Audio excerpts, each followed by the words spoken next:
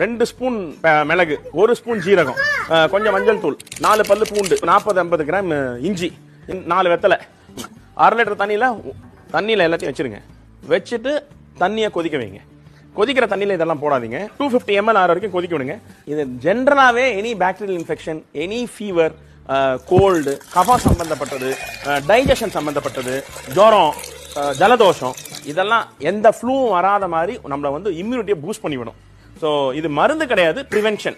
Strain பண்ணுங்க, நல்லா strain பண்ணிட்டு அந்த தண்ணியை 50.